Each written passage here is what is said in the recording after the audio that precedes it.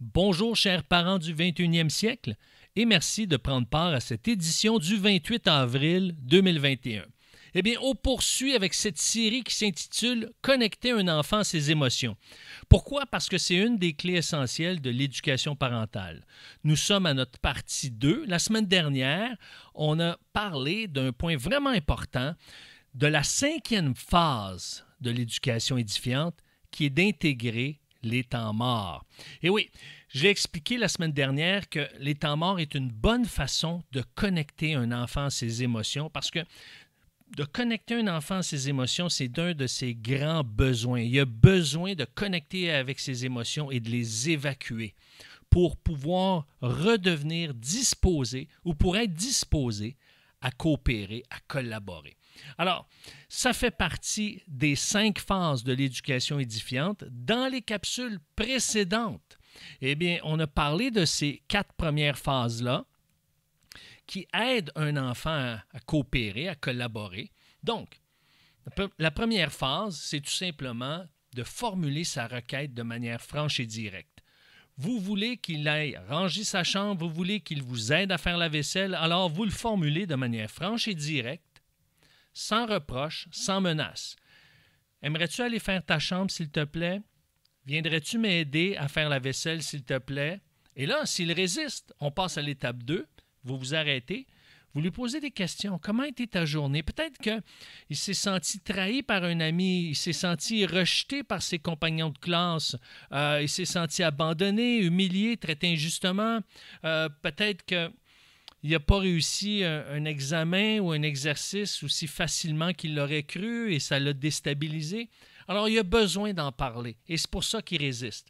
Donc, ça ne sert à rien à élever la voix et à le chicaner. Il a besoin de parler à ce moment-là. Il a besoin de s'exprimer. La vie va vite et les enfants ont de plus en plus besoin d'exprimer ce qu'ils ressentent, ce qu'ils vivent.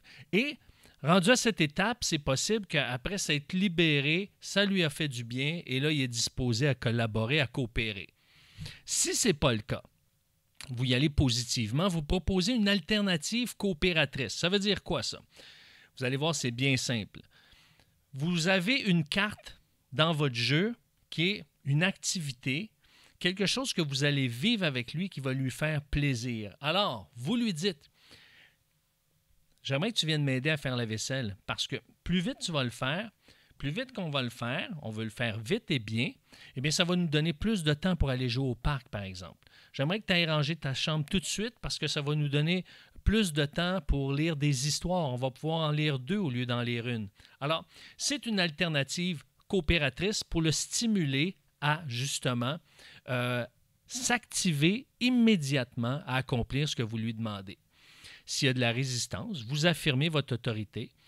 Vous lui dites, j'aimerais que tu ailles ranger ta chambre, s'il te plaît. Ou, voudrais-tu venir m'aider à laver la vaisselle?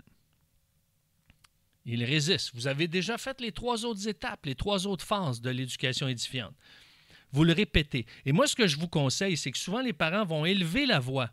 Moi, je vous conseille de la baisser. J'aimerais que tu ailles ranger ta chambre, s'il vous plaît. Allez, j'aimerais que tu ailles ranger ta chambre.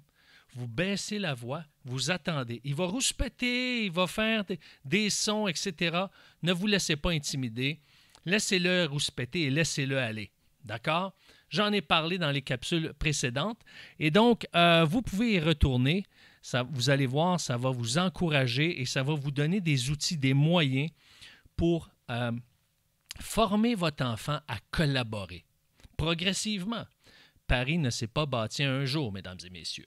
Alors, après avoir utilisé, après avoir vous êtes exercé à passer au travers ces 4 phases de l'éducation édifiante, eh bien, il se peut que vous ayez besoin d'une 5e phase, c'est le temps mort. J'en ai parlé la semaine dernière, comment procéder pour les temps morts. Maintenant, ce qui arrive, c'est que dans certains cas, vous allez avoir besoin d'utiliser les temps morts, mais dans certains cas, ça ne fonctionnera pas aussi bien que vous le souhaitez. Alors, il y a des raisons pour ça. Ce n'est pas le fruit du hasard, ce n'est pas parce que le temps mort n'est pas efficace, c'est que parfois dans certains concepts, dans certains contextes, devrais-je dire, ce concept n'est pas efficace.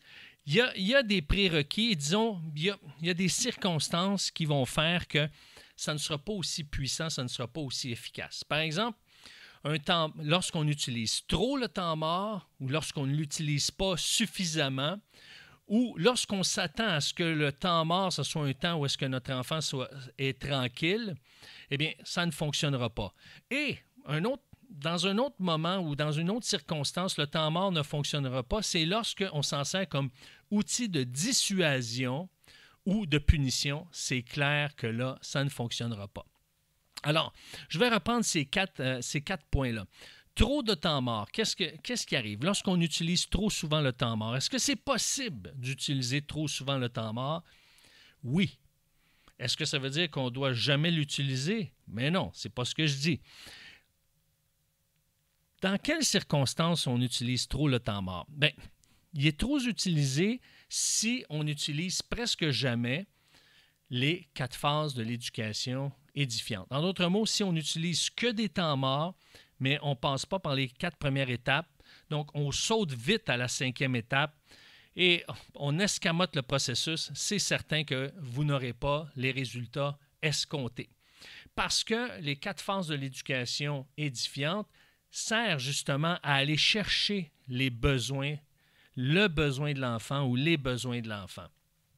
L'enfant va être plus coopératif ou plus épanoui si justement on a touché ses besoins, on a contribué à son développement.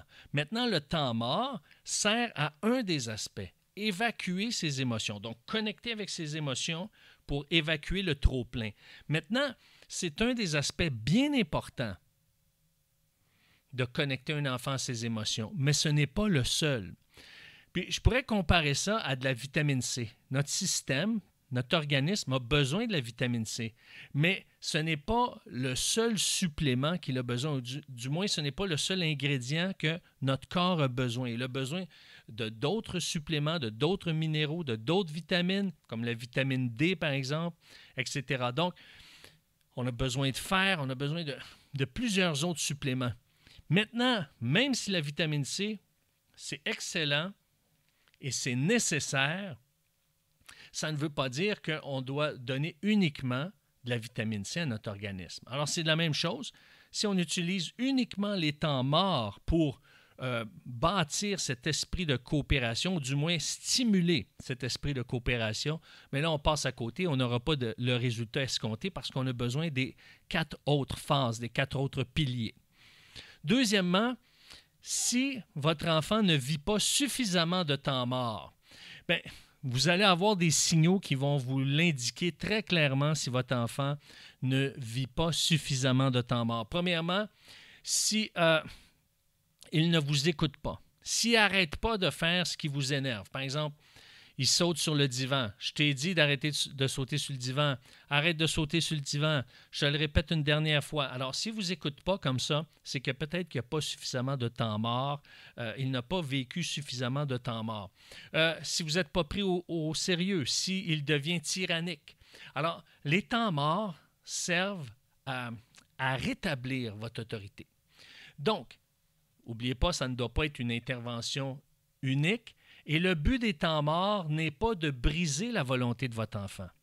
En fait, aucune intervention éducative n'a pour but de briser la volonté de votre enfant. Au contraire, on veut rendre nos enfants volontairement plus coopératifs. On veut qu'ils puissent utiliser leur volonté à coopérer. Donc, on ne doit pas briser leur volonté. On doit les orienter, on doit les encourager, on doit les former à justement se servir de ce qu'ils ont déjà en eux. Ils ont un désir de coopérer, mais il y a des fois des éléments. Ils ont besoin de guides, ils ont besoin de parents pour les encadrer. Et c'est à ça que ça sert, les 5 phases de l'éducation édifiante. Donc, et peut-être que vous allez dire, ouais, mais là, j'ai utilisé les temps morts, mais j'ai arrêté parce que ce n'est pas efficace. Donc, je ne les utilise plus. Ce qui arrive, c'est que en anglais, on dit que ce n'est pas un one-shot deal. Donc, ce n'est pas une utilisation unique. les temps morts peuvent être utilisés plus d'une fois dans une journée. Ça dépend de votre enfant, ça dépend des circonstances, ça dépend de son âge, son développement. Donc, utilisez-le autant que vous en avez besoin.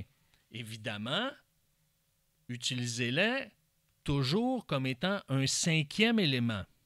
Ça peut arriver à l'occasion que vous êtes pressé une journée, vous discernez que le temps mort, c'est ce qui est le plus efficace, puis vous sautez les 4 premières étapes une fois. Mais si c'est continuellement, si c'est une manière habituelle que vous sautez les 4 premières étapes, c'est là que ça fait fausse route. Mais ne pas utiliser les temps morts, c'est aussi pire que les surutiliser.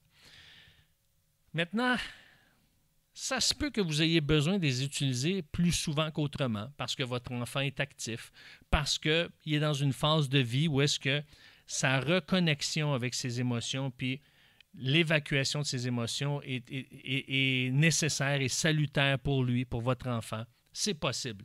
Donc, ne comptabilisez pas le nombre de temps morts que vous utilisez. Si, par exemple, vous utilisez régulièrement ou assez souvent les 4 premières phases de l'éducation édifiante, les 4 types d'interventions, ne vous en faites pas en termes de quantité. À un moment donné, à partir de l'âge de 9 ans, et un peu plus tard, ça va commencer à se restabiliser. Ensuite, le troisième point, eh bien, s'attendre à ce que l'enfant soit calme dans le temps mort. Mais un temps mort, ce n'est pas un temps de relaxation. Ce n'est pas un temps pour se calmer. C'est un temps pour évacuer son trop-plein émotionnel. Il va y avoir des réactions émotionnelles. Ce n'est pas là pour refouler ses émotions. Non, non. C'est d'autoriser l'enfant à aller jusqu'au bout de sa résistance.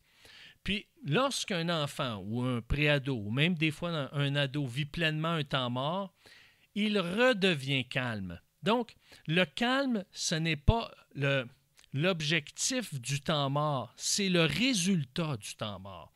Donc, un temps mort, ce n'est pas pour dire, là, tu vas aller prendre un temps mort parce que je veux que tu sois calme. Non, non. L'enfant va prendre un temps mort pour connecter avec ses émotions, les évacuer. Et une fois que ça s'est fait, une fois qu'il était au bout de sa résistance, là, le calme revient. C'est la finalité. Ce n'est pas le départ, ce n'est pas l'objectif. Le temps mort n'est pas pour qu'il vive ce moment-là comme étant un moment calme. À la fin du temps mort, quand il va être calme, il n'y a plus besoin de temps mort. Une fois qu'il a retrouvé son calme, il n'y a plus besoin de temps mort. Donc, voyez-vous, il faut distinguer temps mort et calme. Ça, c'est bien important. Le calme va être à la fin. C'est comme le dessert à la fin du repas. Alors, le repas n'est pas le dessert. C'est comme ça que je pourrais vous l'illustrer. Et le dernier point, se servir du temps mort comme une punition, eh bien, c'est pas efficace. L'enfant peut l'assimiler à une punition à court terme, oui, mais premièrement, on ne doit pas le présenter de la sorte. Deuxièmement, on ne doit pas l'identifier, ni le concevoir comme une punition. Il ne doit pas l'associer à une punition. Et comment il peut l'associer à une punition si on s'en sert sous forme de menace? Hey, si tu n'es pas tranquille, tu vas avoir un temps mort. Ou tout ce qui commence par si. Donc, si vous utilisez l'expression temps mort avec un si, c'est sûr qu'il va le voir comme une menace et ce n'est pas sain. Ce n'est pas une punition. C'est un temps qui va se permettre d'aller au bout de sa résistance, d'évacuer ses émotions et à ce moment-là, de s'en libérer. Donc, trop de temps mort, pas assez de temps mort. Si on utilise le temps mort comme un temps de relaxation, eh bien, ça ne sera pas efficace. Et évidemment, si on s'en sert comme une punition, ça ne sera pas efficace non plus. La semaine prochaine, de quoi allons-nous parler? Eh bien, la semaine prochaine, on va finaliser toute cette question-là de temps mort. On va parler de manipulation et on va parler de coopération. Alors, on va terminer cette série Connecter un enfant à ses émotions la semaine prochaine. Alors, d'ici là, portez-vous bien. Je vous souhaite une bonne semaine. Merci et au revoir.